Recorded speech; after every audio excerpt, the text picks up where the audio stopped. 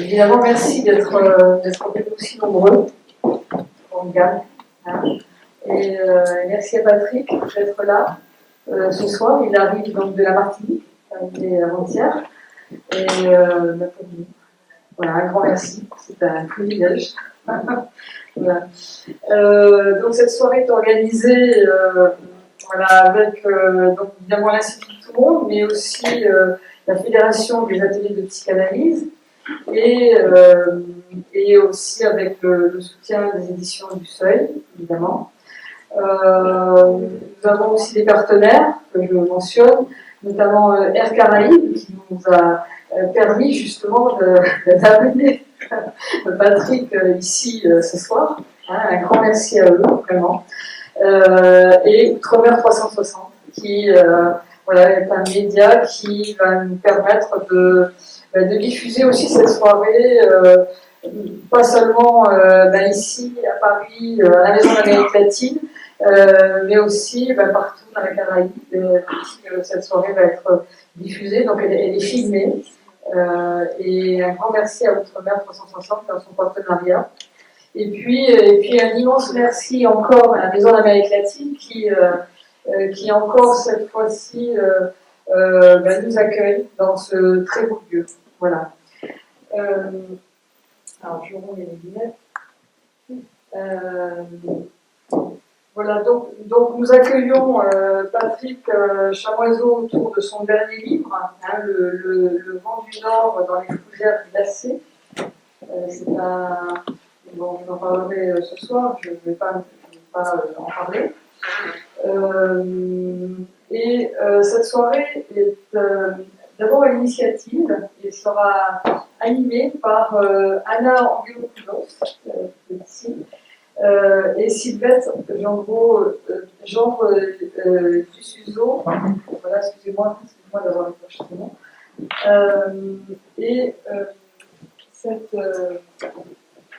Cette soirée, à l'origine, parle de leur séminaire. Attendez, voilà. Un séminaire qui, sur le conte et la psychanalyse, qu'elle développe depuis plusieurs années. Et ce séminaire travaille en fait les correspondances entre les contes populaires oraux et la clinique psychanalytique.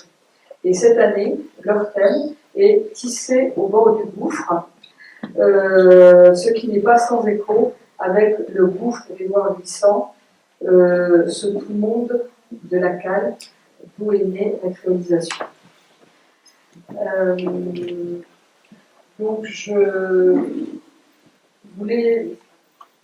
En fait, quand je pensais à cette soirée, qui est autour de ce dernier livre, essentiellement de Patrick, en fait, je suis revenue au premier livre de Patrick, Chronique des sept misères.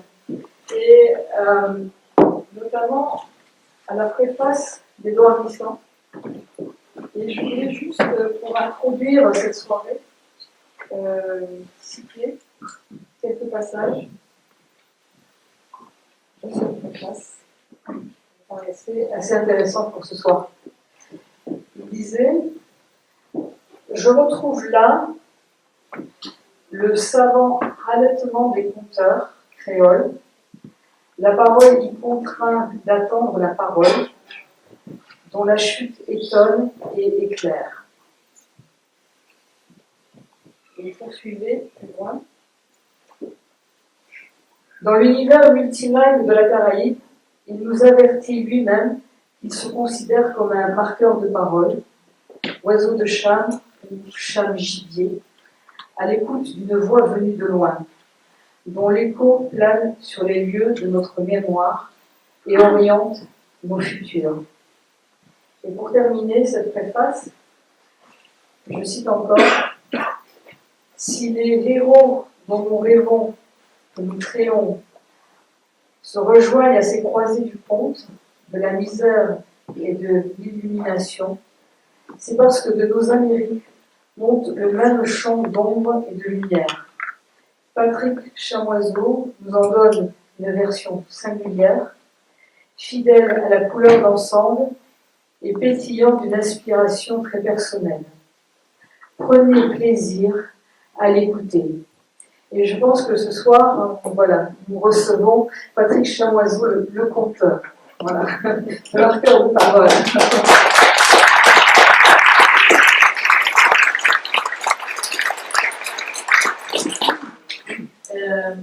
Je dois juste présenter, alors on ne présente pas, je dois quand même présenter donc Anna Velopoulos et Sylvette Chambre de Suzeau. Anna est psychanalyste et docteur en anthropologie sociale. Elle dirige depuis plusieurs années un dictionnaire encyclopédique sur le conte populaire grec, avec un abrégé en anglais. Elle a publié plusieurs livres en Grèce et en France, les contes judéo-espagnols des Balkans et les contes de la nuit grecque chez José Corti. En tant que psychanalyste, elle est membre de la Fédération des ateliers de psychanalyse et donne un séminaire intitulé Contes et psychanalyse en collaboration avec Sylvette Chambre du Suzeau. Cette année, voilà, le thème, je le répète, donc leur thème est tissé face au gouffre.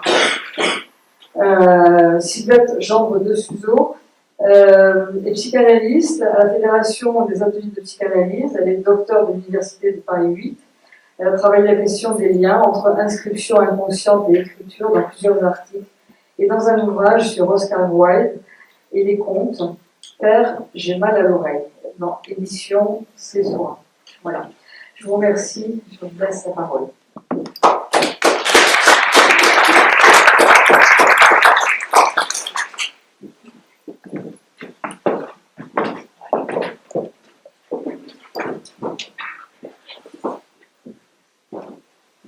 Ah, pardon, excusez-moi, j'ai oublié quelque chose de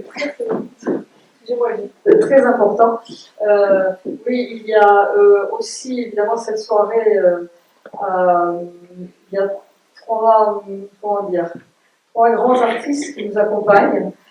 Sophie Bourrel, excuse-moi Sophie, pour que je l'avais noté, pardon, donc nous lire quelques passages des livres de Patrick Chamoiseau. Yvan Moral qui va nous rejoindre tout à l'heure, qui est là, excusez-moi, voilà. Et Marianne Mathéus. Voilà. Merci à eux d'être là pour nous ce soir.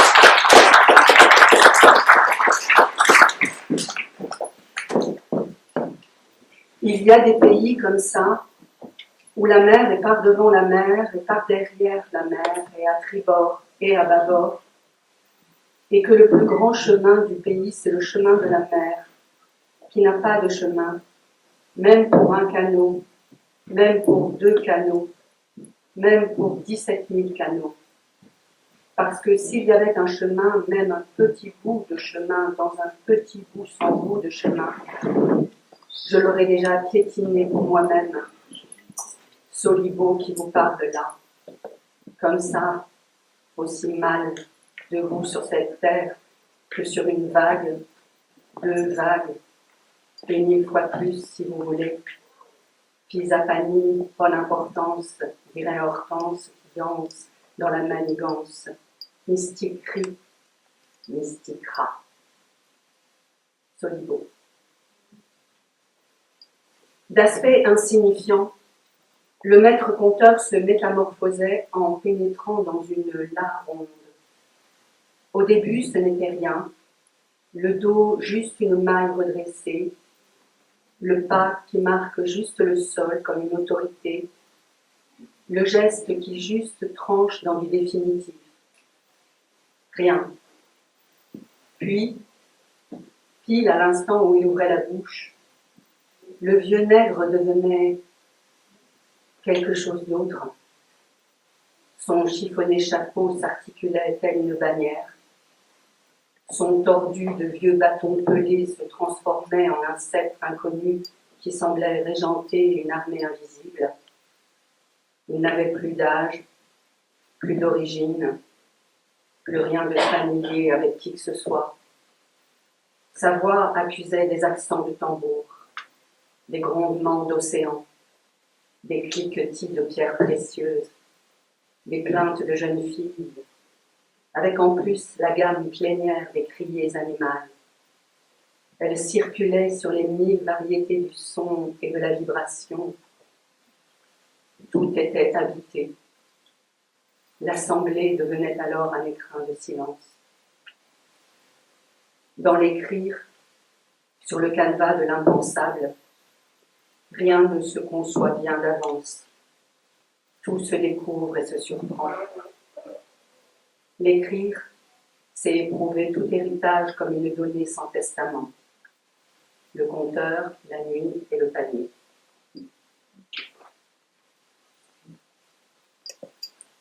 Et bien entendu, elle parla aussi au nom de la bête à 7 têtes, seul épisode dont j'ai gardé le souvenir. Vieille créature pantelante qui avait traversé des millénaires de contes, éprouvé 3 siècles de conteurs, et qui vivotait à présent dans des étroitesses de plus en plus désertes, et se mourait lentement en se réchauffant le corps avec les cendres rosâtres de sa propre gorge. Une véritable tristesse. Le vent du nord dans les fougères glacées.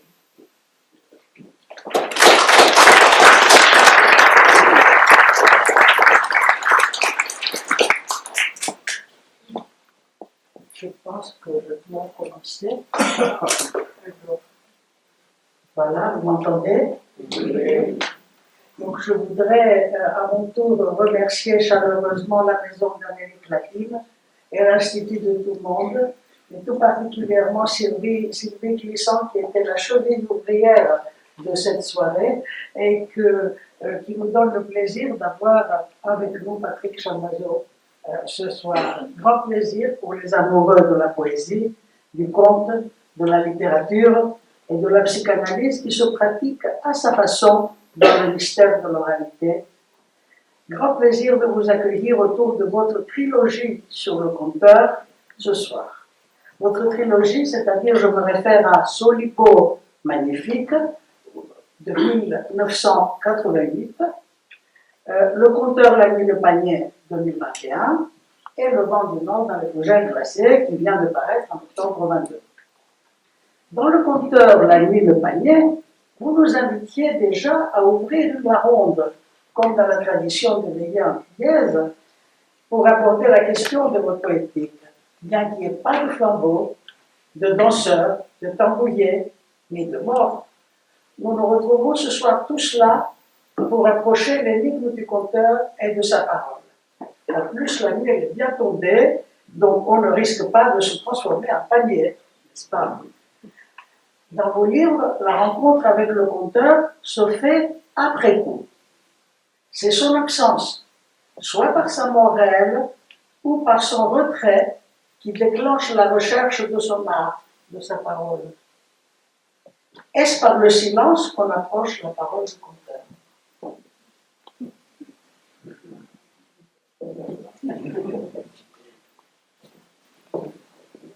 Oui, merci à tous, merci à tous ceux qui sont venus. Merci aux amis que je reconnais, qui sont. Ça me fait toujours plaisir de revoir des gens qu'on ne voit pas assez souvent. Et puis merci aussi à la Maison d'Amérique latine, une maison que j'aime beaucoup. J'appelle ça la Maison d'Amérique. Un très très beau lieu où on a fait pas mal de choses avec Vincent. Alors ta question, est-ce que c'est par le silence qu'on aborde la parole? Oui, je pense que ce qui apparaît lorsqu'on écoute un vieux conteur, c'est qu'il y a autant de silence que d'expressions sonores.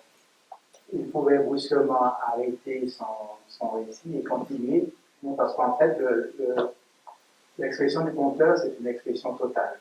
Il est chanteur, il est danseur, il mime, il est comique. Donc, la totalité de son corps est mobilisée dans l'expression. Et c'est d'ailleurs une des difficultés que nous avons eues dès le départ, lorsque Vincent, d'une certaine manière, très très tôt, même avant le discours antillais, il disait que pour la littérature des Amériques, la littérature des Caraïbes, il fallait absolument tendre la main au conteur, par-dessus l'oubli. Alors, la rupture avec le conteur. a été d'une certaine manière assez dramatique, hein, dans la mesure où le conteur apparaît dans le système des plantations esclavagistes. Ce système va s'effondrer. Il y aura d'abord l'abolition de l'esclavage, donc d'une certaine manière une désactivation de l'écosystème dans lequel le conteur officiait. Et après, on a eu l'effondrement du système des plantations, avec une urbanisation très très rapide.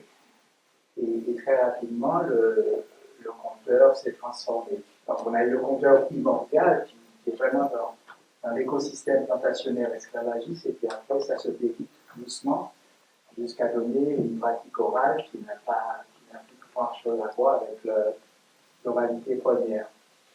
Mais lorsque la littérature va commencer dans nos pays, elle va commencer bien sûr avec les colons lettrés, hein, les blancs lettrés qui vont refaire un peu leur propre littérature, avec cette perception qui va nous frapper de manière très profonde et très durable, une perception extérieure de la réalité entière, c'est-à-dire qu'ils vont retenir surtout l'aspect paradis. Et c'est là que va naître une sorte de littérature exotique, un regard exotique, qui pèse encore sur nous jusqu'à aujourd'hui. Quand vous dites Antilles, généralement, ceux qui sont à l'extérieur, ils disent cocotier, Philippines, marinade, etc. Ce qui est vrai, hein, mais enfin, bon, et ça se construit immédiatement avec cette littérature de colons, parce que une des grandes misères du colon, en tout cas celui qui a un esprit colonialiste, c'est qu'il est incapable de rencontrer le monde. D'ailleurs, le colonisateur ne rencontre rien, il écrase, il exploite, etc. Mais il est incapable aussi de voir le monde, sauf quelques rares exceptions inattendues, improbables, qui se sont produites et qui ont été magnifiques. Ce qui fait qu'ils vont rester à la surface des choses. Cette littérature va engendrer une autre littérature, celle des mulâtres. Donc les mulâtres, ils sont à moitié blancs, donc les métis. Et comme ils sont à moitié blancs, ils échappent aux frères de l'esclavage. Et il y a très rapidement une classe mulâtre, négociant, etc., qui peut envoyer ses enfants à l'école. Et ces mulâtres vont rapidement se lancer à la conquête de la langue française et commencer à écrire.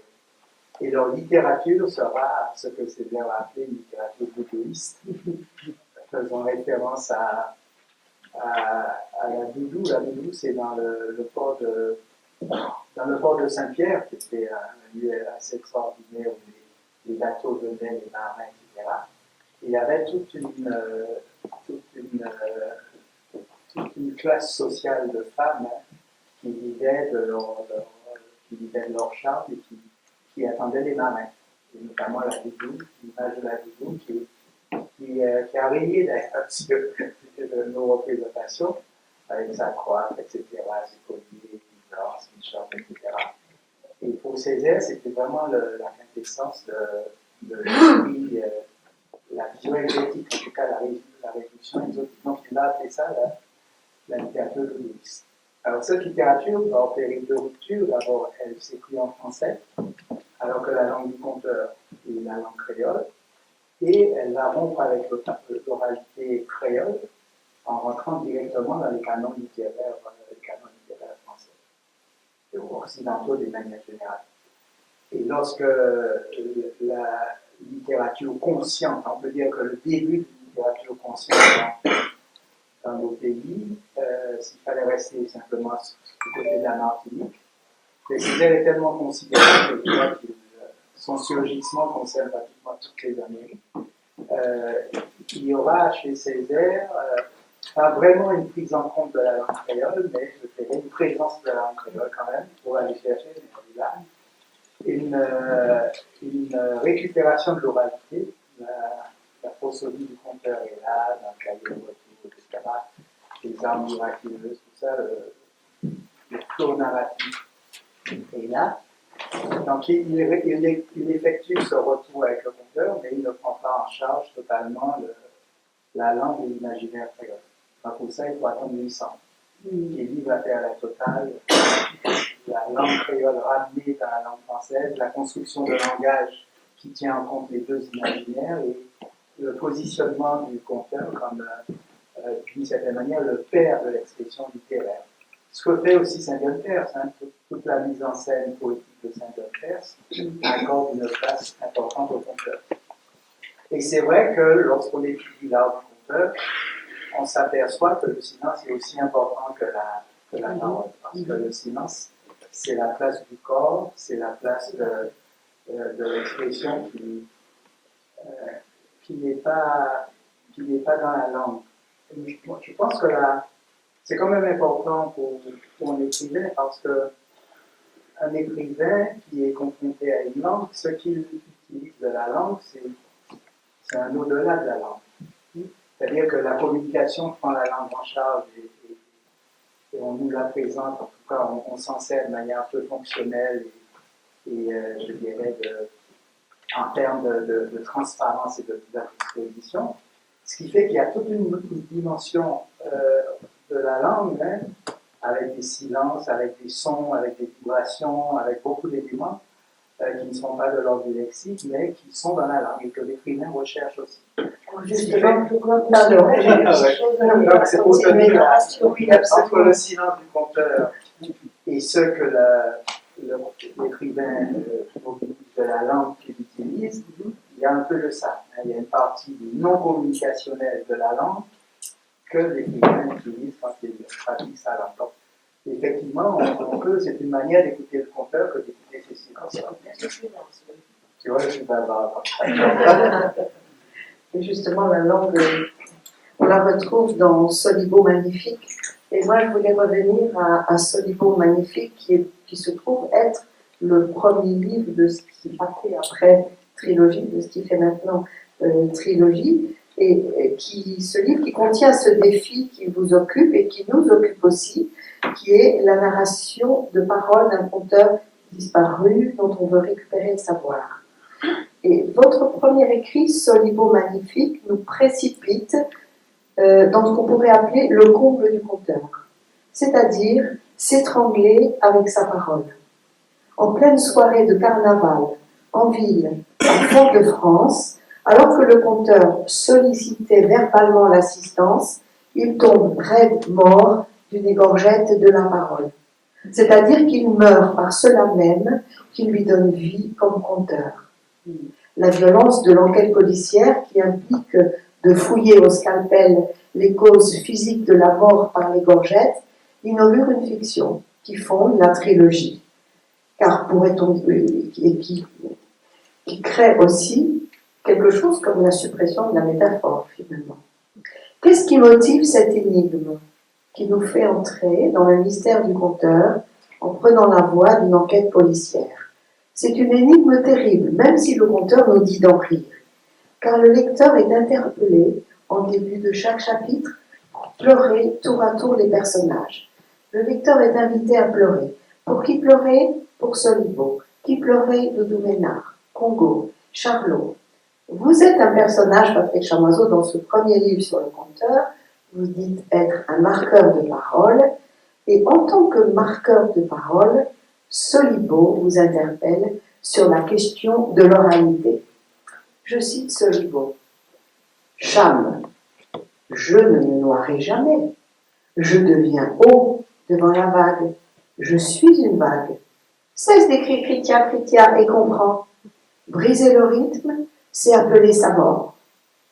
Tizibier, ton stylo te fera mourir, couillon. En essayant à la fin d'attraper des restes de paroles de Solibo, de les arracher à la mémoire pour les transcrire, le marqueur de paroles que vous êtes éprouvera au cours de pages magnifiques d'ailleurs qu'écrire l'oral n'était qu'une trahison. Alors maintenant, après coup, que l'on a la trilogie, comment vous paraît aujourd'hui ce départ très violent, car l'enquête est très violente, sur le saisissement de la parole? C'est ça ma question sur ce livre. On va dire que j'ai été un grand lecteur de romans policiers. Maintenant, je n'arrive plus à les lire. Et j'ai toujours aimé cette contrainte qu'il y a des codes. Parce que les codes littéraires sont intéressants parce que c'est des sortes de balises qui contraignent un petit peu l'expression, mais qui libèrent en même temps. Je crois que c'est très intéressant, parce que d'une manière générale, l'expression artistique est toujours artificielle. Le langage que j'utilise dans tous ces livres, même dans le dernier, Le Vent du Nord, c'est complètement artificiel. L'art est toujours artificiel, ce n'est pas le naturel. Martin Guet parle pas comme ça, et sans doute les conteurs ne parlent pas comme ça. Donc il y a véritablement une élaboration à partir d'un certain nombre de contraintes diverses. Donc la contrainte fait partie de l'acte de créateur. Il faut de la contrainte.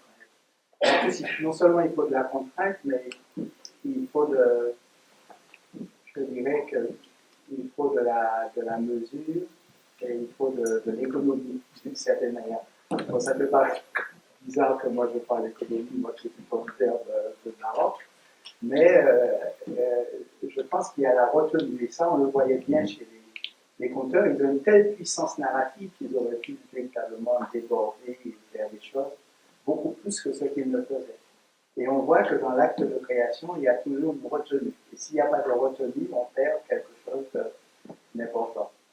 Alors Solivo, il meurt égorgé par sa propre parole, pour de multiples raisons. C'était peut-être qu'il souffrait de voir la fin de l'oralité, parce que lui, il est un conteur de ville. Le système d'implantation n'existe plus, donc il est complètement inutile et ça ne marche pas.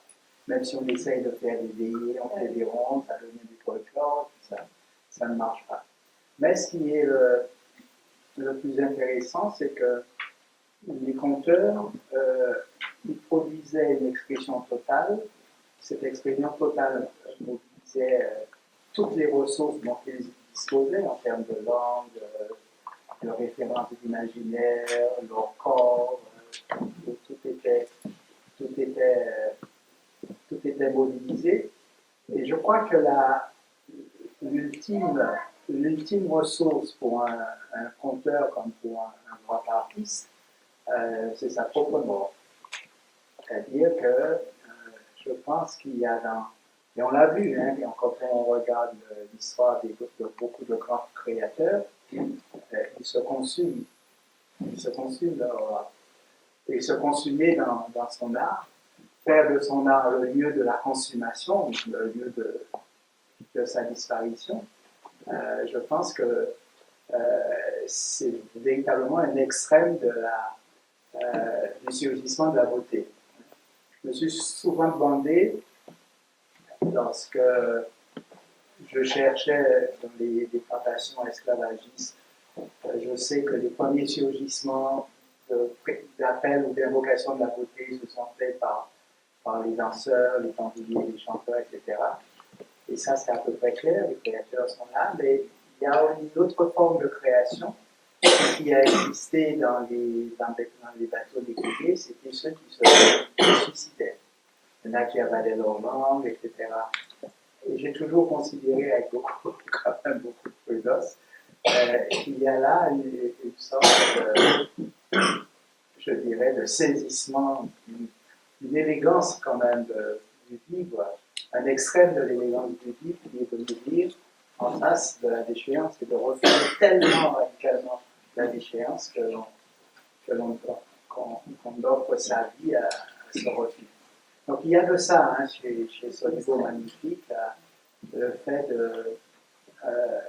fait d'aller jusqu'à la mort. Je pense que c'est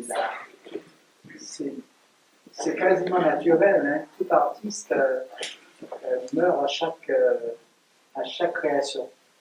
Et chaque fois qu'il tente quelque chose ou qu'il explore quelque chose avec son art, il y a beaucoup de choses qui sont défaites, il y a beaucoup de choses qui tombent. Et on peut imaginer effectivement que la propre mort de l'artiste lui faire partie de la création. Donc ça, ça me paraissait important de commencer comme ça.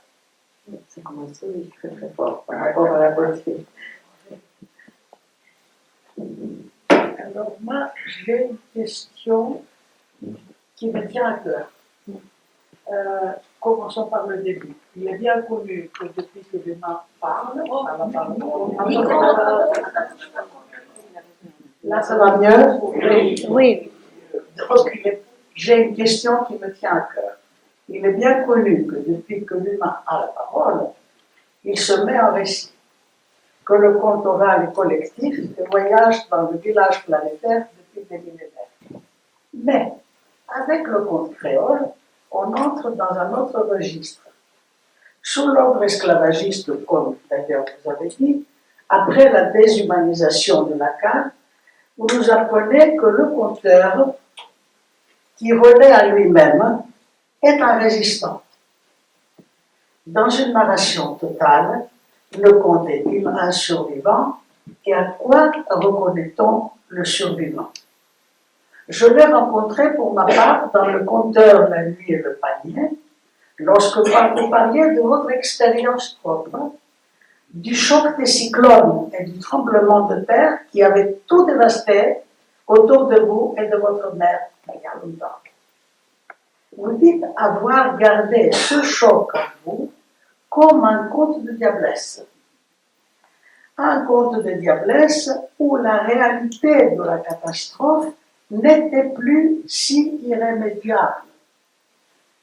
Passer du côté de la fiction, de la chimère, lors du surgissement de l'impensable, des impensables, relève de la survie. Je voulais échanger sur ce n'était plus si irrémédiable.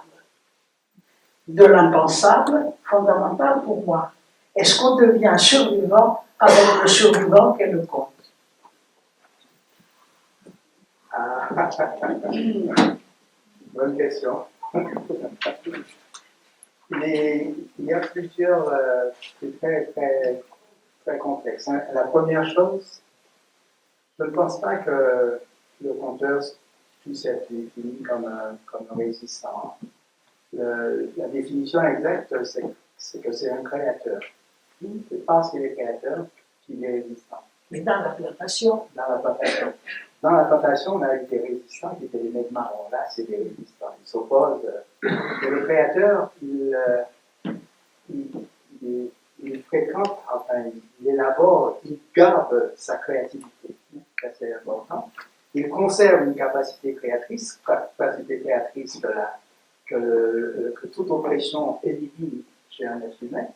Donc, effectivement, un être humain qui parvient à garder sa puissance créatrice dans une situation comme ça est un résistant simplement parce qu'il reste humain et parce qu'il est un créateur. Ce qui fait que lorsque j'utilise quand je désigne ces grands résistants à l'esclavage, qui étaient les danseurs, les joueurs de tambour, les chanteurs et les conteurs, je parle plus de créateurs que de résistants.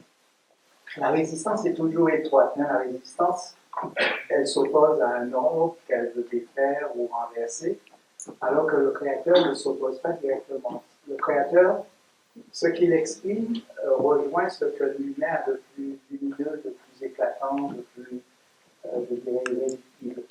Et quand on est de ce côté-là, aucune domination n'est acceptable et aucune domination de... Ce qui fait que tous les arts, par définition, sont des lieux absolument précieux. La résistance se fait par les arts, mais ce ne sont pas des résistants en soi. Ce sont des capacités d'extension de la conscience, des possibilités du réel, du dépassement des impossibles, de la mobilisation de l'impensables. Ce que crée un système de domination dans les représentations et dans les identifications et les représentations, c'est que ça crée des impossibles, des murs, des fermetures, des enfermements, des stérilités, des fixités. Alors que l'acte de création, par définition, ouvre infiniment. Et pourquoi je pense que l'impensable est la référence, en tout cas la stimulation la plus parfaite pour un geste créateur, c'est que le geste créateur est toujours une sortie d'une norme installée, d'une norme admise. Donc, ils ont contesté fondamentalement le système esclavagiste qui était véritablement des systèmes de représentation intériorisés, très lourds, psychiques, corporels, pour jaillir dans un endroit qui est inconnu des esclavagistes et inconnu des colonialistes. À tel point que le maître lui-même, le maître esclavagiste, pouvait assister à une soirée de conte sans se rendre compte qu'il y avait là quelque chose qui se produisait. Donc, ce sont pour moi des créateurs, et l'idée était de dire qu'aujourd'hui, la domination a changé, on n'a pas les mêmes contraintes physiques. Hein. La colonisation n'est plus cette vieille colonisation brutale, même s'il y a des archaïsmes un peu partout. Il y a une autre forme de domination qui existe et qui est le capitalisme, le néolibéralisme, mais c'est une domination silencieuse qui capte les imaginaires et qui nous stérilise d'une certaine manière par l'imaginaire. C'est quoi, à un moment donné, je m'étais déclaré guerrier de l'imaginaire. Donc, on n'est plus dans les combats, dans les tranchées, les guerres anticoloniales, etc. On est véritablement dans la modification de l'imaginaire. Moi, je n'aime pas non plus les termes colonial, décolonial, tout ça. Parce que quand on dit colonial, décolonial, colonialité, sans démourir, c'est quand on place la colonisation comme le soleil noir à partir duquel on va déterminer, on va nettoyer toutes les persistances, etc. Alors que le créateur, par définition, là où il va saisir, il va porter son surgissement, il n'y a pas de place, il n'y a pas, c'est un autre monde, il bascule dans autre chose. Il est en train de construire un autre imaginaire. Et l'imaginaire que nous a proposé Vincent, qui est l'imaginaire de la relation, qui est très très difficile à définir, c'est un imaginaire où le colonialiste, où l'acte colonial, le colonisateur, n'a aucun oxygène. Il suffit d'être dans la relation, telle que l'a définie Vincent, et toutes les persistances coloniales, toutes les pesanteurs qui existent un peu partout et qui sont très difficiles à enlever, disparaissent. Donc on n'a pas besoin de la pratique décoloniale, on a besoin simplement de la relation. Et c'est elle qui nous donne véritablement cette avancée dont on a besoin. Parce qu'en restant en décolonialité et colonialité, on reste encore dans un militaire qui a comme horizon je dirais, les stérilités coloniales. Et ces stérilités ne nous donnent pas la clé d'un autre monde. Je crois qu'il faut véritablement aller vers un autre monde, une autre conception, un autre imaginaire. Ce que fait le conteur, donc c'est ça qui est important. Ça ne veut pas dire qu'ils étaient conscients de ce qu'ils faisaient, mais comme ce sont des créateurs, ils ont compris, ils avaient simplement le souci de rester humains, je ne sais par quelle obscurité, mais je crois que c'était des artistes. Hein. Il y a eu des artistes esclaves et quelques artistes ont pu retrouver je dirais, la dynamique artistique et sans même conscientiser leur opposition à un système, ils étaient en train d'élaborer un imaginaire qui était radicalement anti-esclavagiste et radicalement anticolonialiste, même s'ils ne l'ont pas exprimé directement. Mais on retrouve ça dans leur posture et surtout dans leur esthétique.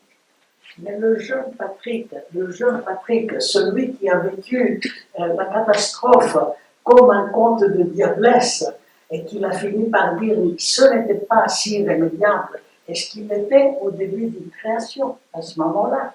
Ah oui, donc ce qui m'a frappé lorsque j'étais petit, moi j'ai vécu plusieurs cyclones en Martinique, et ce qui me frappait, c'est que le cyclone dévastait toute la ville, et ma mère qui avait ses 5 enfants, qui se battait tous les jours pour nous nourrir, etc. Après un cyclone, il y avait une sorte je dirais, de joie de vie, d'exaltation, et on renaissait. Le monde était détruit, il y avait un ordre face auquel il était impuissant. Il y avait un tel bouleversement des choses que plein de possibles arrivaient.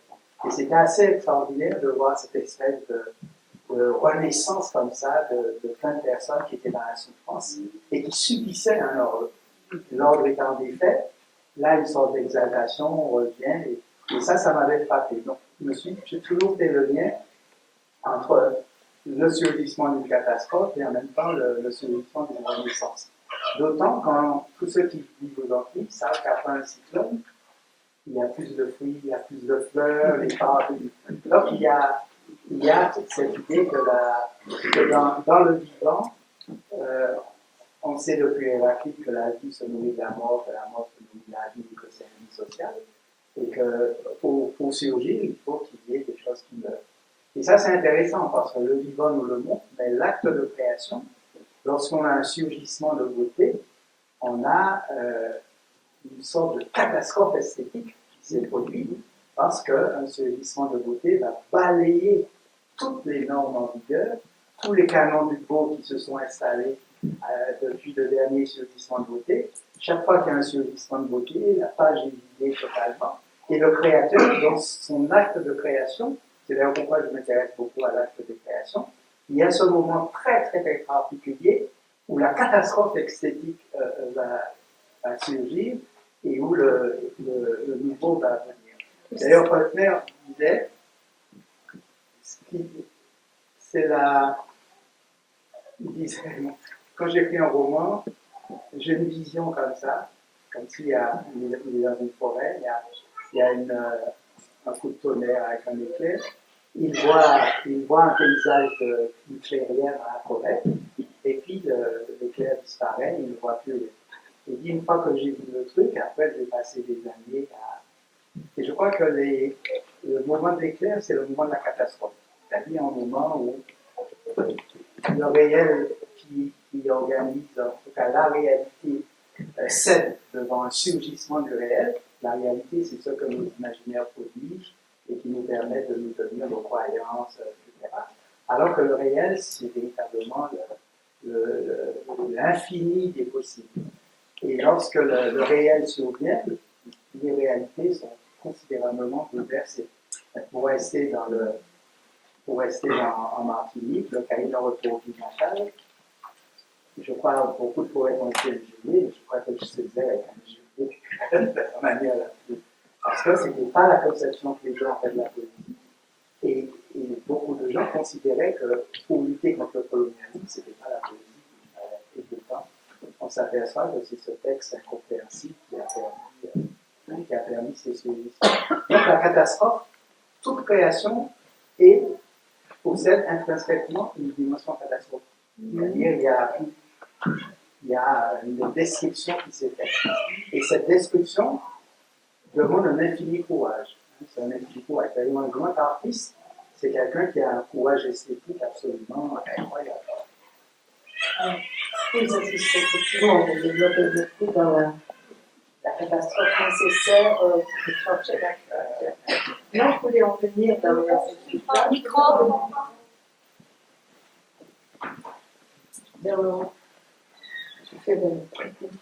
Moi, je voulais en venir à l'écrire, justement, dans la suite de la catastrophe, parce que dans le conteur La Nuit et le Panier, on se laisse emporter par un refrain qui nous berce tout au long du livre, qui est votre écrire. Comment vous construisez votre écrire, comment vous le construisez avec les grands poètes, avec le monde, avec vous aussi, finalement. Donc, c'est comme un refrain. Écrire, c'est considérer cet obscur qui est le trauma de l'esclavage. Écrire, c'est aussi ceux qui lisent et relisent cette magie qui est le mystère du conteur. L'écrire, c'est cela aussi, une inconscience striée d'humilité lucide et de prétention folle. Écrire, c'est l'innombrable solitude d'un vivre avec. Écrire, c'est aller à contre-mot d'une gloire régnante. L'écrire se frotte à l'oral. L'écrire survient quand on quitte l'écriture. Et là, vous inaugurez un chemin singulier de la création, dont le créateur est le chemin, avec son maître de cérémonie, la main. La main qui écrit comme un marronnage instinctif dans la sensation d'écriture. On pense à la main de Maupassant un petit peu. On va vers l'inconnu et vers l'ouvert avec votre écrire. Et je me disais, est-ce que c'est cet écrire du conteur et du panier, du conteur La Nuit et le Panier, qui vous a entraîné, malgré vous, dans le vent du Nord, dans les fougères glacées? Ah oui, ça c'est clair. Ce niveau magnifique, c'était simplement s'approcher de l'oralité, de la création. En tout cas, ça fait partie de notre ridicule, que la langue créole aussi. Donc, c'est des choses à récupérer. Donc, je sais qu'il fallait ramener la langue créole avec son imaginaire dans ma pratique de la langue française. Que le problème n'était pas de rentrer dans ce que faisaient les colonialistes, hiérarchisation. ou essentialisation d'une langue, mais de bâtir son langage, comme l'expliquait Gibson, dans toutes les langues qui nous étaient données. Ça, c'est un premier stade relativement élémentaire.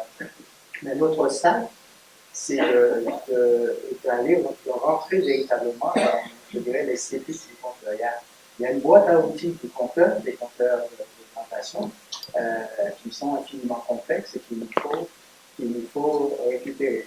Et c'est aussi parce que j'ai compris que si on opère, on parle de la transmission dans le temps du Nord, si on prend l'oralité du conteur créole et qu'on reste sur simplement conserver la dimension orale, la narrativité orale, les stratégies narratives orales, pour les ramener à l'écriture, je crois qu'on entre dans une folklorisation de l'oralité.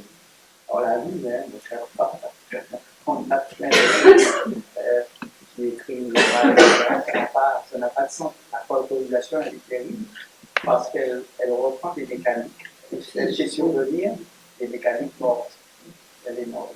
Alors que là où j'en suis avec le Vendémiaire, j'ai compris que la transmission n'était pas la transmission de la mécanique, mais c'était véritablement la transmission de l'esthétique. Et l'esthétique est beaucoup plus profonde. Et c'est ça qui me paraît assez important. Et la seule manière de transmettre une esthétique, c'est de transmettre une expérience esthétique. Et c'est quoi le vent du Nord dans les filières glacées? C'est une récupération de l'esthétique du conteur par des gens qui vont vivre eux-mêmes une expérience esthétique. Expérience esthétique qu'ils n'avaient pas vu jusqu'à maintenant, ils écoutaient les conteurs, etc. Ils étaient embarqués dans des choses qu'ils ne comprenaient pas, il y avait des choses qui les mixaient, etc. Ils sentaient bien qu'il y avait une bêtise, ce n'était pas clair. Et lorsque le conteur va disparaître, ce qu'ils percevaient dans les délits n'était pas suffisant pour assurer la transmission. Et ce que j'explique dans le vent du Nord et la glacée, nous arrivons dans des périodes où la transmission est à la fois nécessaire, puisque nos enfants vont vivre dans des sociétés que nous ne pouvons même pas imaginer dans les 50 ans. Et pourtant, on voit à quel point il faut une dimension de transmission. Donc, elle est à la fois absolument impossible et nécessaire. Exactement comme l'était pour les conteurs créoles, la transmission pour les conteurs créoles était impossible parce qu'on changeait totalement de monde. Et que si on reprenait simplement la fonctionnalité mécanique, le monde ayant changé, devenant urbain et devenant le monde moderne, l'oralité créole a été balayée très très facilement. Alors qu'aujourd'hui, ce que j'essaye de faire avec le Vent du Nord, c'est de dire que lorsqu'on est en face, lorsqu'on doit transmettre dans le domaine de l'art artistique, c'est évident, mais même dans la vie de tous les jours, dans le rapport à nos enfants, ce que nous avons à faire, ce que transmet fondamentalement une œuvre d'art, c'est à la fois une ouverture, c'est une stimulation, c'est un bouleversement, c'est une forme de connaissance qui n'a pas de dogme, et c'est un rapport à la beauté. Et le rapport à la beauté, sa puissance, s'il faut le prendre instrument de la transmission, c'est que ce qui est transporté par le contact avec le regard qui nous donne une possibilité de rencontrer avec la beauté, c'est la totalité de la perception. Totalité de la perception, à la fois la totalité de l'esprit, conscient, inconscient, l'imagination, la volonté, le corps est touché, la sensibilité est touchée. C'est assez fabuleux. Il n'y a pas plus puissant qu'une transmission par un choc esthétique. Et c'est pourquoi d'ailleurs il est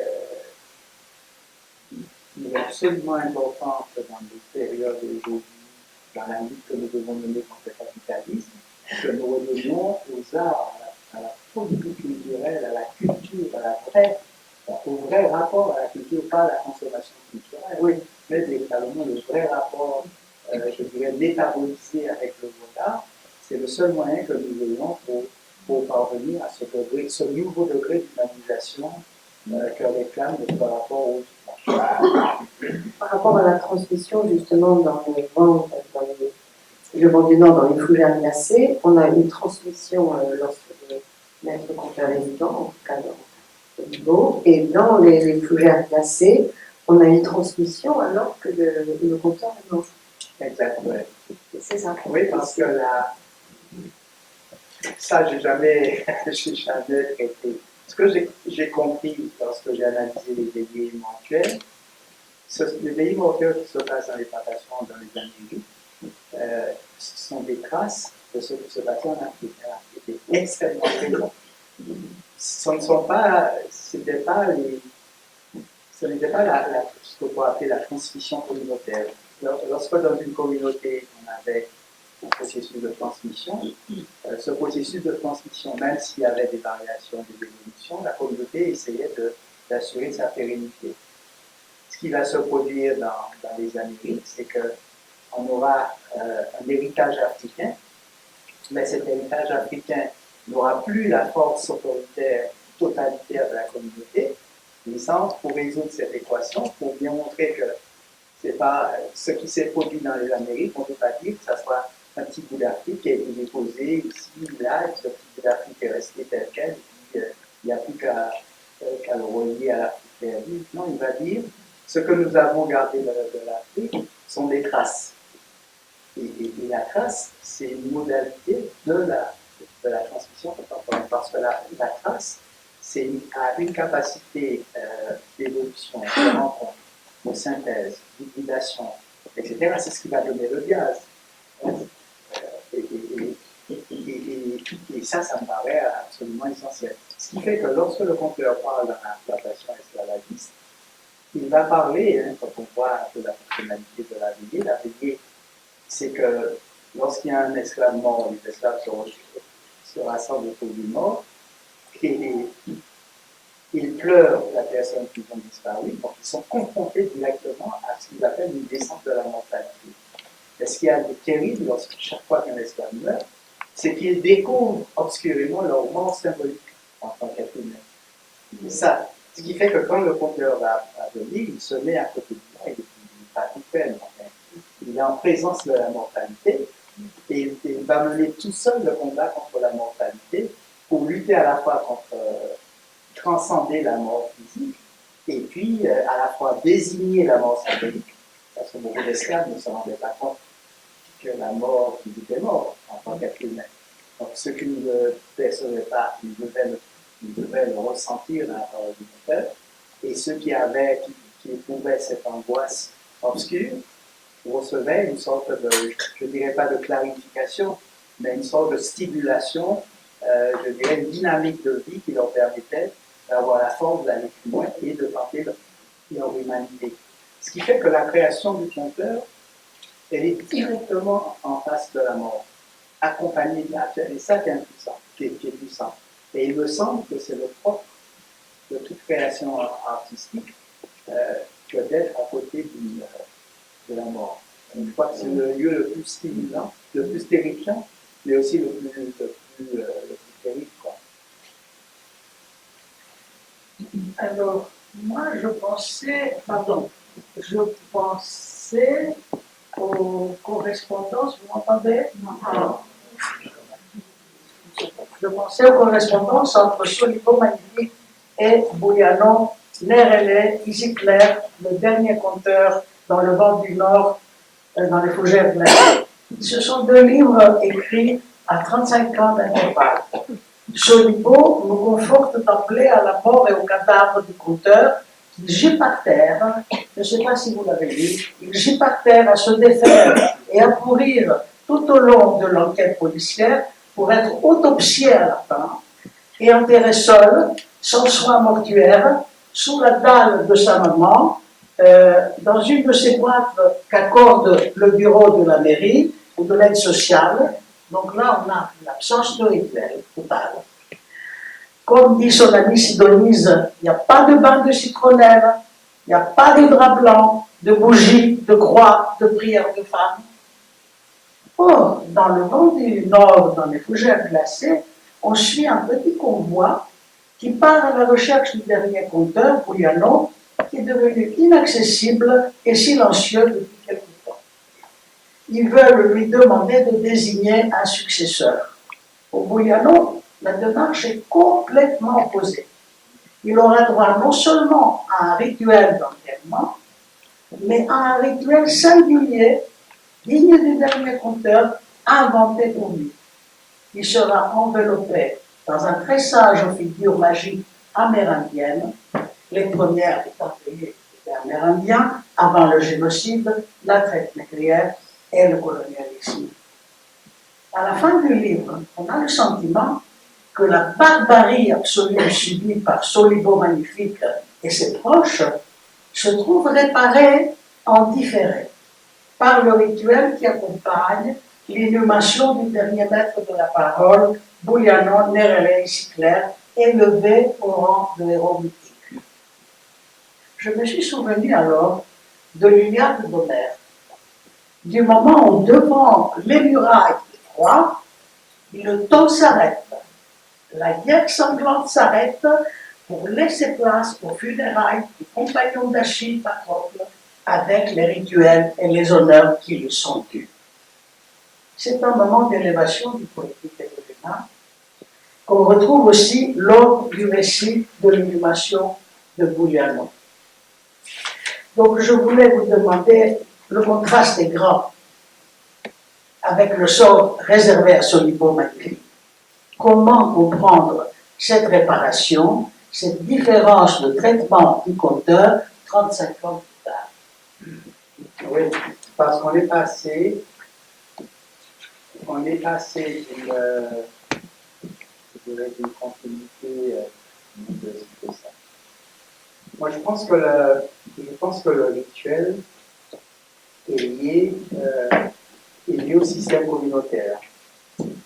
Un système communautaire, les communautés sont impossibles dans la relation aujourd'hui. Il y a une telle circulation entre les cultures et les civilisations que les individus, d'une certaine manière, sont dépris de la communauté de départ, même si chaque individu, en fonction de ses mémoires, etc., est plus ou moins attaché à une culture. Fondamentalement, on est dans des processus d'individuation. Ce qui fait que nous échappons au corset symbolique que met en place les communautés anciennes. Une communauté, c'est un corset symbolique. Et le rituel renvoie toujours à un ordre symbolique et à un message sacré.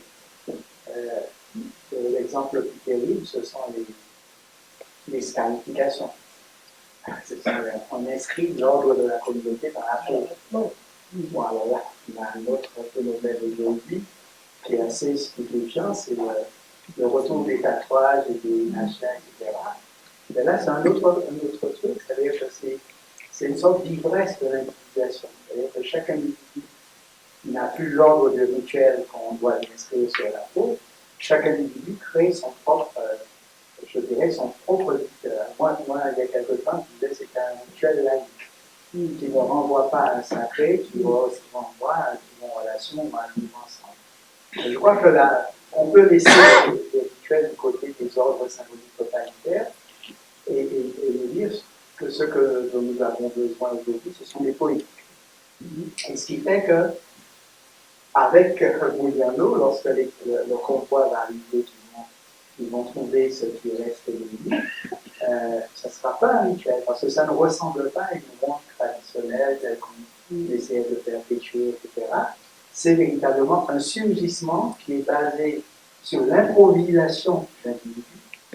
On a 3 ou 4 individus qui sont venus, qui n'ont rien décidé, qui n'ont rien concerté, et chacun, en fonction de ce qu'il va percevoir de l'expérience esthétique qu'il a produite, va rentrer dans un processus exactement comme dans un orchestre de jazz. L'orchestre de jazz, il n'y a pas de rituel, il n'y a pas d'ordre préalable, mais ça ne renvoie pas à un ordre. C'est véritablement des individus qui expriment leur niveau d'expérience et de connaissance dans un déclenchement d'improvisation. C'est ça les politiques. Ce qui fait qu'aujourd'hui, comme nous n'avons plus de communauté archaïque et que nous sommes des sociétés d'individus et qu'il nous faut quand même, du fait de la vie psychique, il y a quand même des seuils à organiser, je crois qu'il nous faut penser à des politiques. Et donc c'est une grande réflexion à mener. Je sais qu'il y a des gens qui essaient de retrouver les différents seuils d'initiation, etc. Moi, je pense que ce serait une erreur. Et que les politiques, ce qui se passe véritablement à la fin du temps du Nord, c'est véritablement la poétique est improvisée, elle a une dynamique individuelle, mais sa dynamique individuelle est immédiatement solidaire des autres improvisations, ce qui fait que la poétique crée un vivre en relation, qui n'est pas le vivre ensemble. Le vivre ensemble, c'est comme on était sous le joug d'un système symbolique partagé. Dans le vivre en relation, on est dans la mise je dirais, en interrétroaction de systèmes symboliques individuels. Je ne sais même pas si on peut parler de système symbolique, de système de représentation, de pôles d'identification qui sont purement individuels. Et cette complexité-là que nous avons du mal à comprendre, pourquoi pèse sur nous le vieil imaginaire communautaire. Mais Mandela, ce qui le couvre de motifs amérindiens, se réfère à un ordre qui était là avant les grandes catastrophes. Oui, mais elle improvise. Ah oui, non, mais l'improvise n'est pas avec n'importe quoi. Elle improvise avec ce qu'elle a, c'est-à-dire elle a toutes les fibres d'un roman et elle va improviser un truc, quoi, une sorte de. Parce que c'est d'ailleurs. Oui, c'était très beau.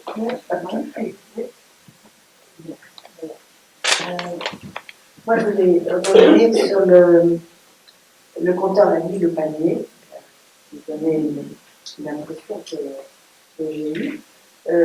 C'est-à-dire que, pour moi, le conteur Annie Le Panier, c'est comme un grand conte à livre, je dirais ça. C'est-à-dire que, d'abord, il y a 3 énigmes qui sont posées au départ. La position impossible du conteur résistant dans la plantation, l'obligation d'attendre la nuit pour compter et le risque d'être transformé en panier. Alors, ces 3 énigmes-là, vous y répondez. C'est très satisfaisant pour l'esprit. On se dit, voilà, on a tout compris. Mais, voilà, ça nous fait plaisir, mais on replonge très vite dans les énigmes pour lesquelles il n'y a pas de réponse. C'est-à-dire l'énigme de la création, l'énigme du surgissement de la parole. Et vous nous dites que essayez d'approcher ces questions-là, donc ces énigmes-là. Ça passe par les émotions, ça passe par les sensations, ça passe par le corps en fait. Et la plus belle énigme avec un élément de réponse que vous nous donnez concerne la littérature. Qu'est-ce que la littérature? Il n'y a pas de définition de la littérature. Quand elle est là, on le sait. Quand elle n'est pas là, on le sait. Ça va absolument. Oui, ça c'est. Je pense que tout artiste problématise son art. Et il questionne son propre art. Et il essaye d'en percevoir les ce qu'un art exprime. Et il est le seul à pouvoir l'exprimer. Sinon, on n'aurait pas cette palette d'art différent.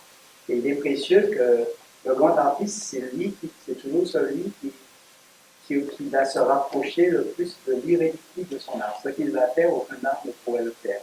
Il peut inspirer d'autres arts, mais la manière dont il a fait, c'est son art seul. Et pas seulement son art, mais aussi je dirais, sa singularité. Et c'est ça qui me paraît important. Ce qui fait qu'il y a une interrogation, je sais que l'art en pratique. Et c'est vrai que j'ai cette problématique-là depuis très longtemps. La littérature, c'est une énigme. C'est une énigme. Et c'est pourquoi, d'ailleurs, dans la plupart de mes romans, l'acte de création est mis en scène. On me voit en train de réfléchir à ce que je suis en train de faire. Je me décris en train d'agir. Simplement parce que je crois que là, on n'est plus dans l'ancien imaginaire de la fiction du 19e, on crée une illusion chez le lecteur.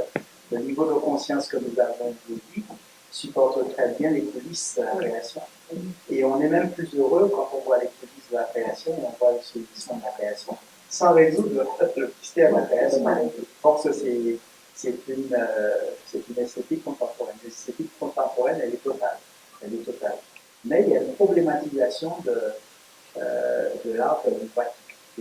Croire que la littérature, on sait ce que c'est une erreur. Un grand artiste, à chaque fois, il regarde ce qu'il a ramené de la littérature quand il a produit quelque chose. Il est curieux de savoir ce qu'il a appris. On a encore à avoir appris quelque chose, mais ce qu'on a appris ouvre de nouveaux mystères et c'est pourquoi on a encore l'envie l'année plus loin, il décrit autre chose. Et ça, c'est toujours aller vers, toujours aller vers l'inconnu, vers l'ouvert qui est devant. Oui, parce que fondamentalement, les imaginaires humains produisent de la réalité, des réalités dans lesquelles nos croyances, nos valeurs, en fait, tous ces trucs, on vit dans des petites réalités. Mais l'artiste, qui est l'héritier d'ailleurs du sorcier, lui, il est en face du réel. Et le réel, c'est la totalité de tous les possibles, de tous les invisibles, etc. Ce qui fait que le fait d'être en face du réel et d'interroger son art en face du réel, donc d'une infinie complexité, d'un mystère inépuisable, impensable, permet à l'acte de création lui-même d'avoir cette alchimie qui est absolument déterminante et qui fait qu'un acte de création n'est jamais recevable. C'est la mobilisation totale du conscient, de l'inconscient, la totalité de l'esprit. Dans l'esprit, il y a le conscient, l'inconscient et il y a l'âme. Alors, qu'est-ce que c'est l'âme? Je ne sais pas. Il y a ce lieu particulier. Moi, je crois beaucoup à l'âme. C'est Morin. Je suis fasciné par le voir Garand Morin, qui est scientifique, machin, il parle de l'âme.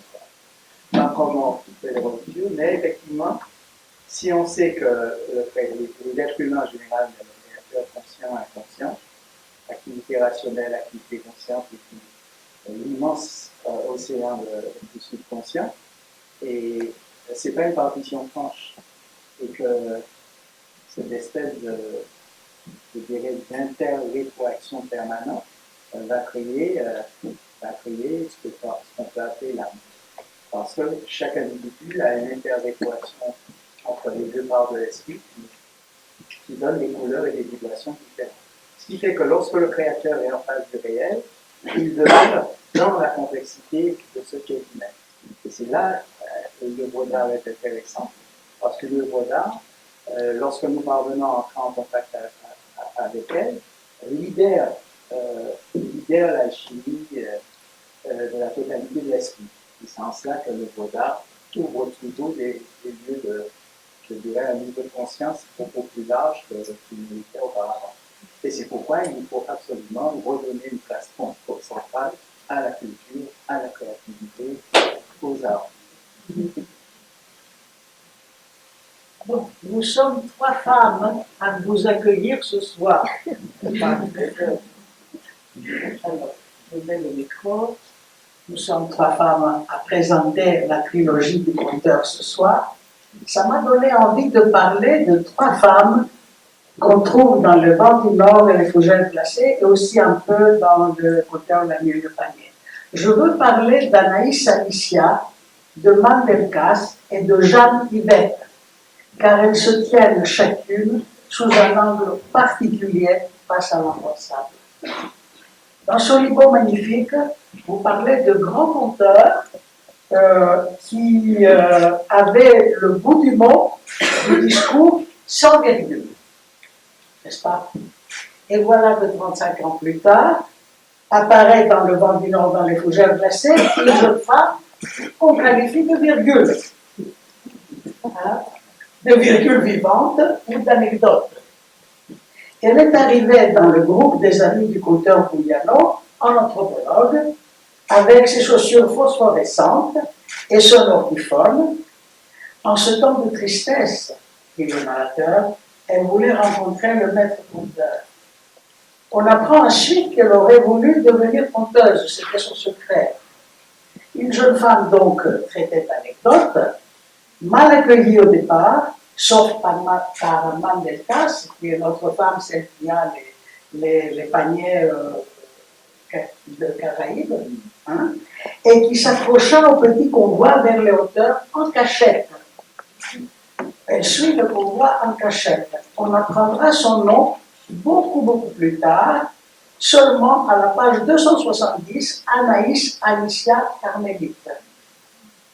Ce nom lié au regard du groupe sur la métamorphose de la jeune femme qui met du temps à advenir, le rapporteur de la montée vers les cases, elle deviendra, à la fin du roman, mon Anaïs Alicia, notre fille, Notre-Dame. Reste la question d'où elle provient vraiment. Était-ce Boulianon, dit le narrateur, qui l'avait envoyée? Était-elle une de ses nombreuses filles naturelles?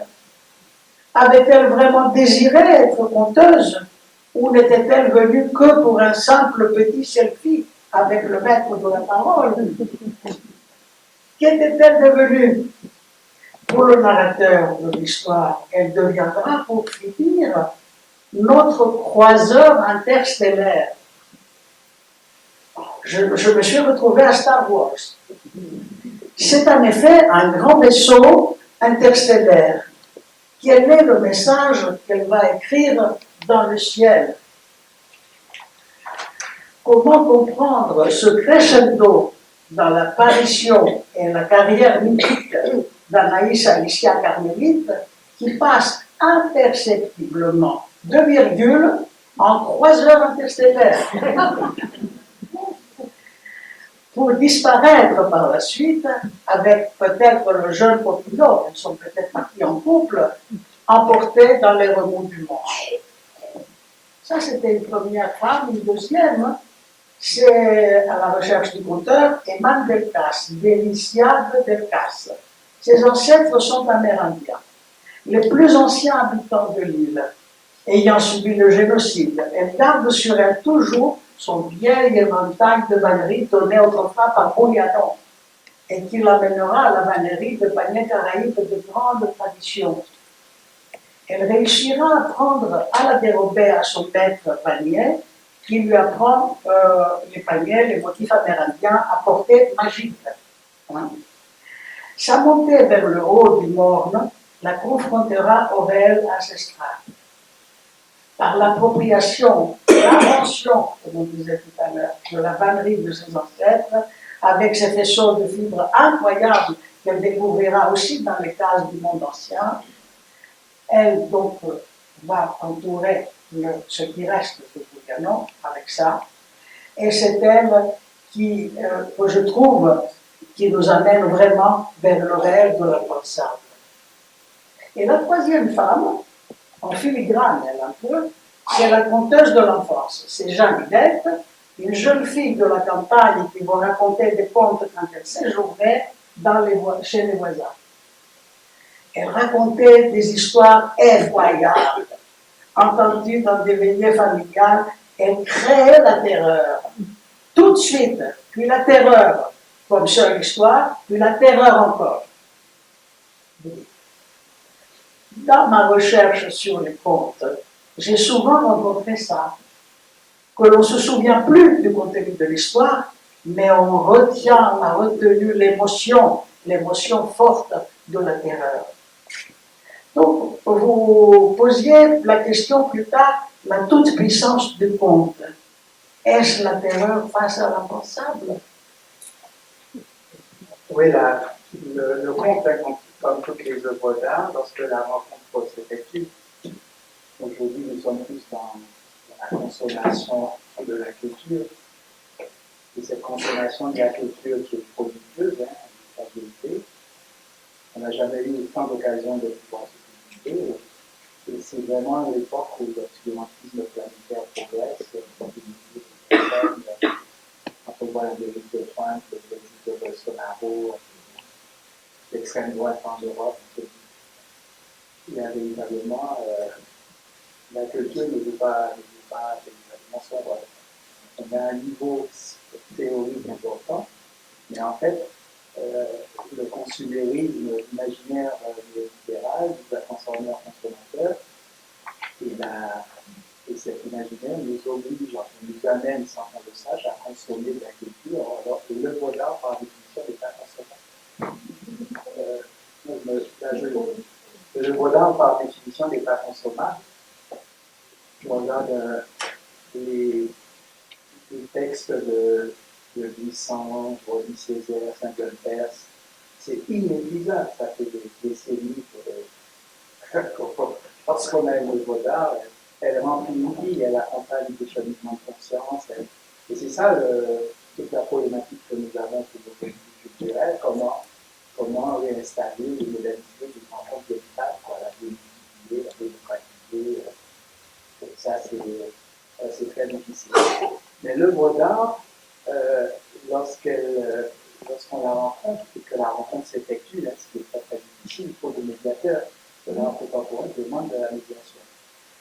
Lorsqu'on est en face de l'œuvre d'art, il faut que la rencontre se produise, et la rencontre va se produire par une stimulation totale de toute la perception. La totalité de la perception est touchée. Pourquoi la totalité de la perception est touchée? Parce que l'œuvre elle-même est produite par la totalité de la perception du créateur. Le grand créateur, il ne crée que dans la mobilisation catastrophique de toutes les potentialités de son esprit face au réel, et ça produit un surgissement, il saute dans l'inconnu et ça produit un surgissement avec tellement de vibration que cette vibration se transmet. Cette expérience nourrit à ce moment-là, de manière individuelle, les vibrations personnelles. Et c'est ça que transmet l'expérience esthétique. Elle est infiniment puissante. Et c'est l'expérience esthétique qui peut permettre les modifications et les changements d'imaginaire. Ce n'est pas des discours rationnels, nous sommes obligés d'avoir nous débarrasser du néolibéralisme qui a tellement intégré notre imaginaire qu'il faut une modification d'imaginaire. Et ça ne peut se faire que par des stimulations esthétiques. Parce que la stimulation esthétique prend en charge la totalité du corps et de l'esprit. Et c'est ça qui me paraît important. Et c'est ce que je montre dans le Vent du Nord. Ce qui va se produire dans tout le cheminement vers le conteur, c'est une expérience esthétique. Et là, ils vont être tellement déversés qu'ils vont retrouver leur créativité individuelle et qu'au lieu de faire un rituel, à la fin, ils vont se lancer dans une poétique. Ils vont faire du jazz, autour du conteur créole, ils vont faire une cérémonie de jazz. Et c'est quand même intéressant de voir, sans s'intéresser à beaucoup de jazz comme ça, parce que le système d'implantation a donné comme quintessence créatrice, a donné le jazz. C'est ça qui est oui, il y a Baudelaire et jazz d'ailleurs que vous avez fait là. Mais là, par rapport à Anaïs, Aïssia, vous voulez nous dire un peu plus oui, alors, oui. quand même. Alors, Anaïs Aïssia, c'est la modernité actuelle, c'est la jeunesse actuelle, dans les accélérations technologiques, parce que le monde a changé. Le monde est fait, le monde tellement le mien, le monde qui vient, qui sera celui de nos enfants, est fait de l'effondrement de la nature, d'une prolifération urbaine qui devient déterminante, d'une immanence du numérique avec l'intelligence artificielle et d'une présence de plus en plus affirmée du cosmos. Et ça a plus l'effondrement de la nature, avec toute la crise écologique, la mutation climatique, etc. Ce qui fait que le monde à venir est complètement imprévisible. Et c'est pourquoi la transmission est impossible. On ne peut pas transmettre une manière de vivre dans un monde qu'on ne peut pas imaginer. En revanche, si cette transmission est une expérience esthétique, c'est intéressant. Alors nous sommes dans la relation, nous ne sommes plus dans l'ordre communautaire. Et dans la relation, le devenir est imprévisible. On ne sait pas. Le personnage, dans l'ordre communautaire, quand j'étais petit, on dit quel est le nom de ton papa, quel est le nom qui vient de quelle communauté. Il y a toujours la structuration communautaire. Alors que dans la relation, les liens sont extrêmement faibles. Ils sont comme dans les organes de terre, je sais bien que je ne pas faire. Les liens sont faibles, les personnages passent, on n'a même pas leur origine et on ne sait pas leur devenir. Ce qui fait que c'est véritablement un personnage de la relation qui va vivre une expérience esthétique et qui va poursuivre dans la félicité humaine. Et l'autre élément, bon, il y a beaucoup de femmes, d'abord parce que les sociétés américaines sont des sociétés matrifocales, parce que ça a permis une réorganisation de la famille. On connaît les familles matrilinéaires, matrifocales, etc. Mais l'ordre effectivement familial est organisé autour des femmes. Et ce qui ne veut pas dire que toutes les potentialités féminines sont mobilisées. Il y a encore des sociétés machistes, etc. Mais les femmes sont déterminantes. Donc, quand il y a un mouvement qui peut être un mouvement important, dans tous les romans sont des romans féminins, pratiquement. Parce que j'accorde, sans être féministe, j'accorde à la femme une importance incroyable. Je pense d'abord, il y a une part de l'humanité qui doit retrouver toute la totalité de son expression. C'est dommage, l'espèce humaine s'est privée d'une certaine manière d'une plénitude d'expression de la dimension féminine. Et puis, il y a, par le biais de la femme, il y a quelque chose qui est important dans la création et qui est important pour l'accomplissement de tout être humain, qu'il soit homme ou femme, qui est la grâce de la féminité. C'est une grâce, et je crois qu'aujourd'hui, nous sommes dans une situation très particulière où nous échappons au sexe, hein, pour exprimer des complexités individuelles. Et les hommes ont à récupérer leur féminité, les femmes aussi à récupérer leur féminité. Et ce qui nous rapproche le plus de la féminité, je crois que c'est la structure féminine. Ce qui ne veut pas dire que la femme soit la seule à définir. Les grands artistes sont très féminins. La grâce féminine applique toujours les grands artistes. Et un grand artiste femme ou un grand artiste homme, c'est généralement des gens qui ont mobilisé la grâce de la féminité. Et ça, c'est important. Dans le lieu de la transmission, dans la politique qui va se faire, au moment où ils vont récupérer ce qu'ils ont vécu comme expérience esthétique avec la parole du conteur, et au moment où ils vont chacun va vivre son même félicite de son retour, c'est important qu'on ait la possibilité de la grâce féminine. Voilà.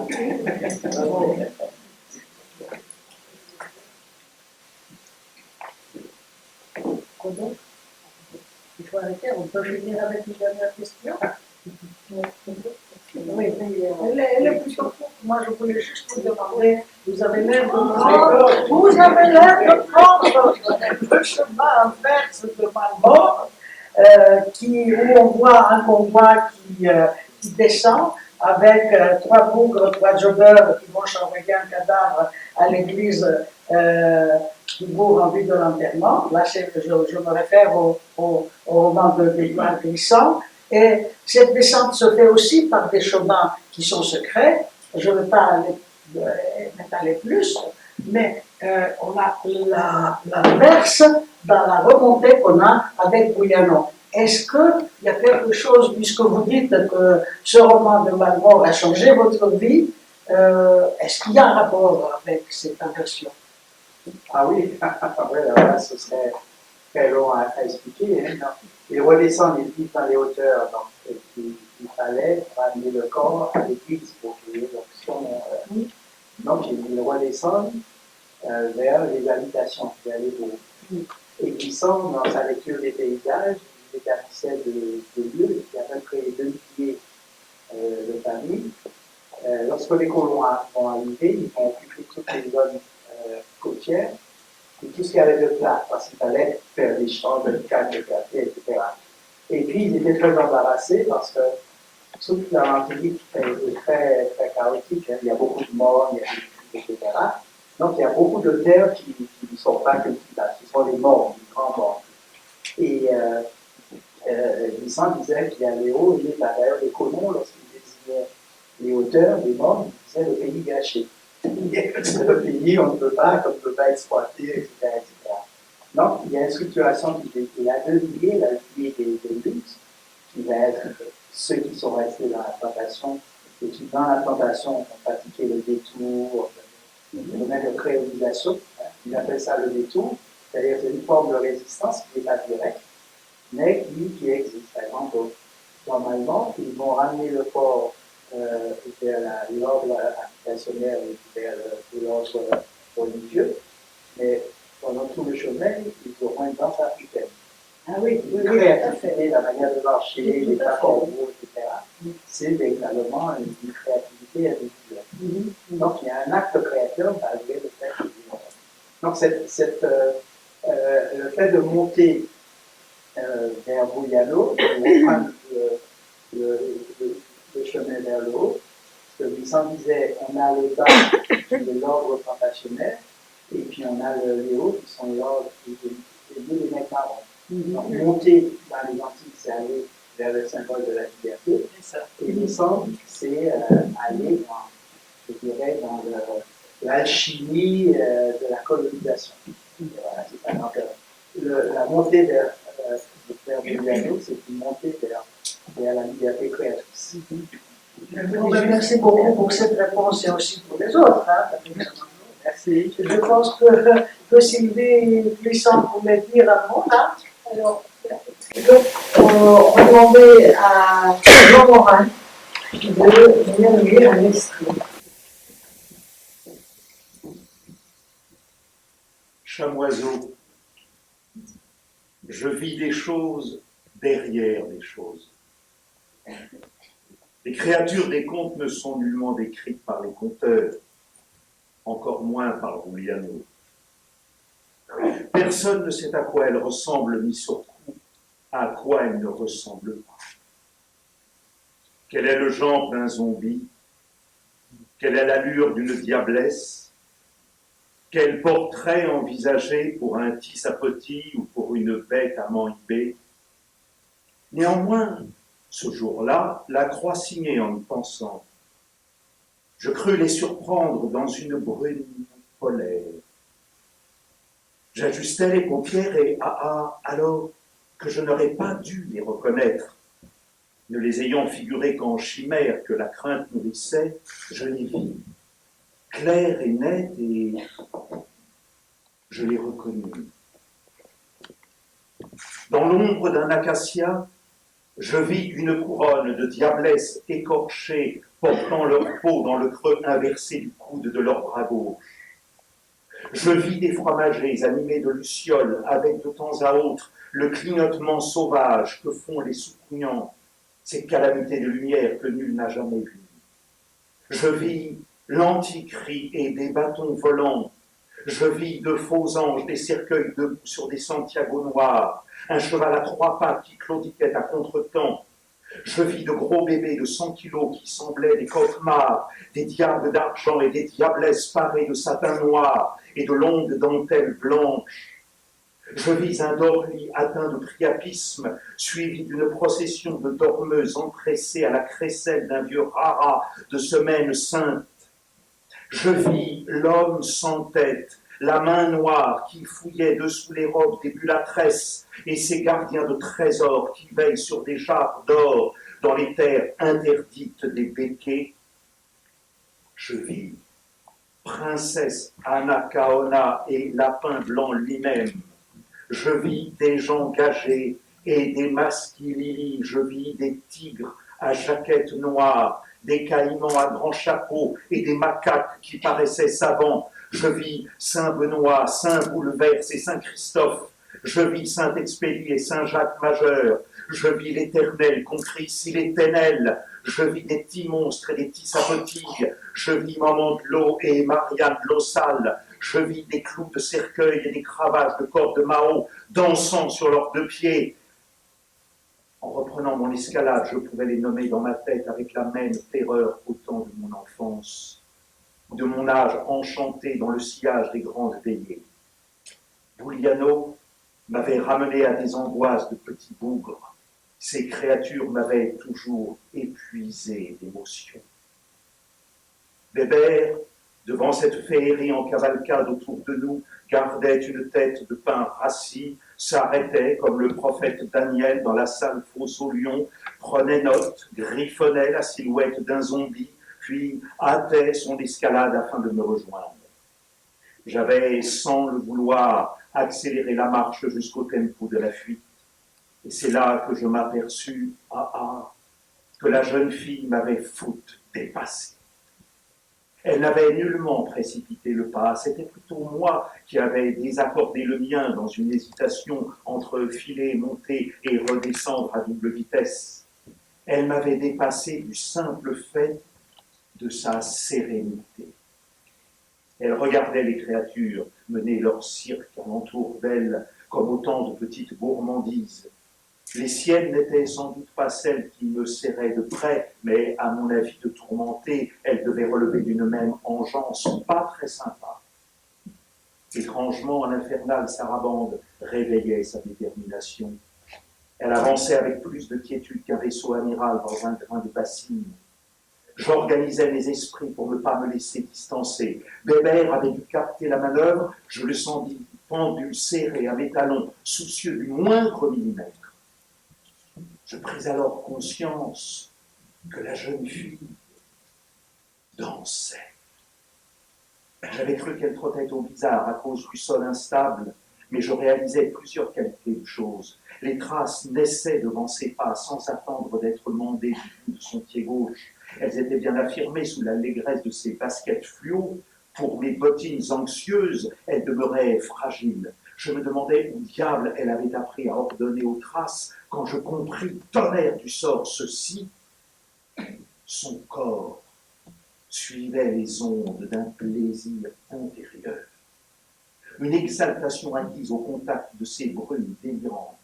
Son contentement insolite rappelait celui des danseurs bienheureux. Bébert et moi demeurions au bord de ces mirages, avec la crainte de nous y perdre sans une miséricorde. La jeune fille n'avait pas ce vieux rat dans la tête.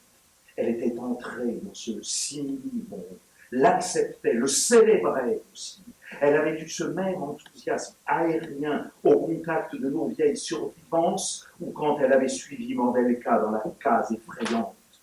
Elle balançait les bras, tendus le long de sa virgule de corps, mains ouvertes comme de petites corbeilles accueillant la rosée. Elle offrait le visage vers le haut, à la gauche, à la droite, sous les élans d'une gratitude. J'avais déjà vu cette attitude chez Giuliano.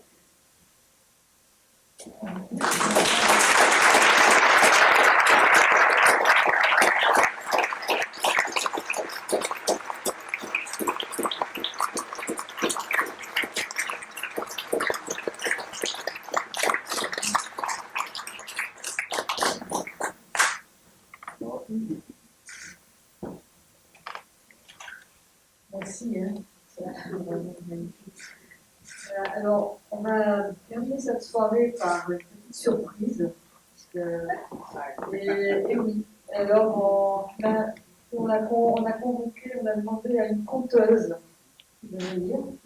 En fait, je suis tombée tout à fait par hasard sur un recueil de comptines et de chansons antillaises qui avait été, dans des chansons et des comptines, rassemblées par Marie-Madeleine Cardet, l'écrivaine, poétesse martiniquaise, peu connue, je pense, maintenant.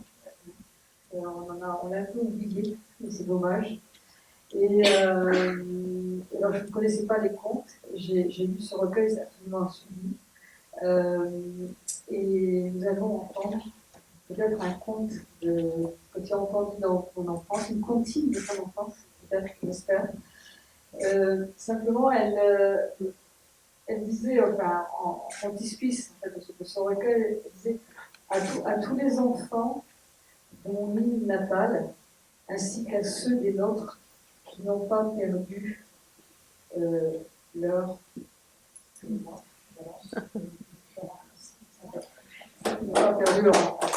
Voilà. Et donc, c'est la chanteuse, c'est Marianne Mathéus.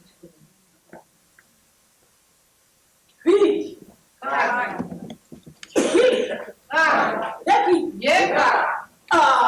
là. Si nous la, dis-nous la, oui, nous la. Mais nous la. Si nous la, dis-nous la, oui, nous la. Oui, nous la. Ah, bon. Il y a mystiques. Pourquoi Sylvie Pathé oblige d'expliquer nos cours? Est-ce que la cour dort? Non, la cour ne dort pas. Est-ce que Sylvie, très gentiment, quand elle m'a présenté cet ouvrage que je découvre moi-même, on va faire un panoramique. Voilà, m'a dit, peut-être c'est bien d'introduire le truc et le crâne. Bon, voilà, ça vient d'être fait.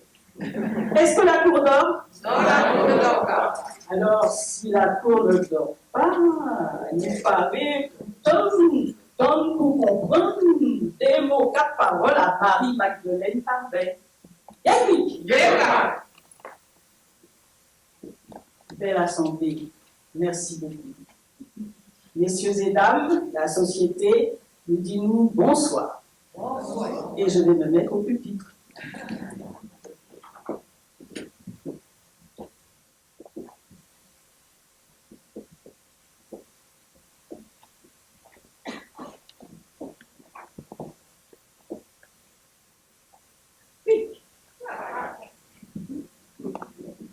Zagayak. Zagayak est un petit crabe. Zagayak, va faire croire tes histoires aux pas lourdes un peu gourdes. C'est vrai que tu dessines des pages et des pages de tes 8 pattes fines en courant sur la plage.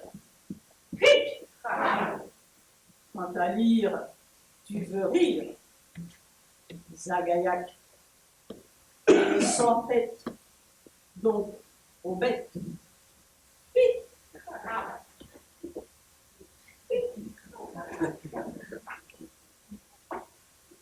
Et le deuxième texte proposé ce soir, toujours de comptines et chansons de Marie-Magdeleine Carpet, est le suivant.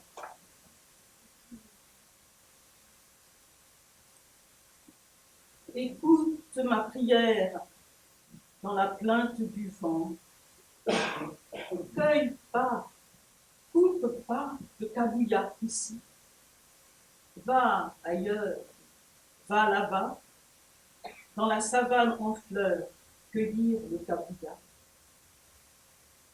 Mes cheveux sont vivants, car je suis prisonnière. Un géant a brisé ma baguette magique. Coupe pas, cueille pas le cabouilla ici.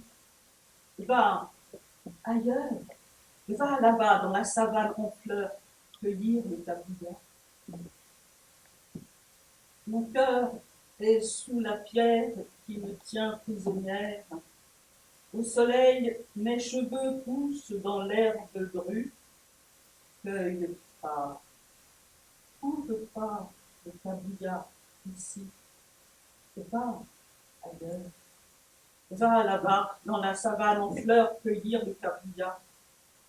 Quand me peigne le vent, c'est ma voix qui supplie, qui t'implore en passant, qui fasse jour ou nuit, cueille pas, coupe pas le cabouilla ici, va ailleurs, va là-bas, dans la savane en fleurs, cueillir le cabouilla.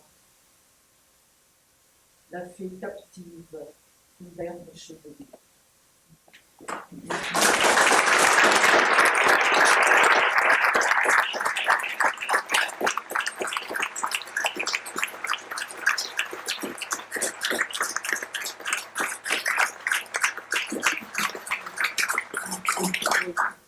Très beau. Alors, merci infiniment voilà, pour cette soirée. Hein, je pense qu'elle a été assez belle.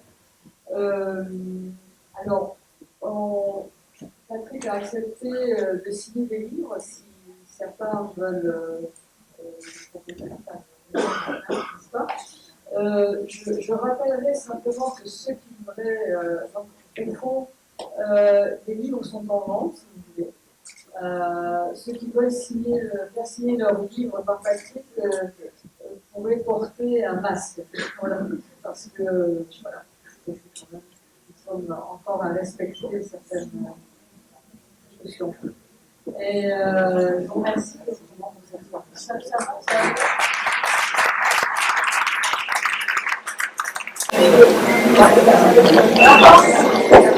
Non, merci à toi.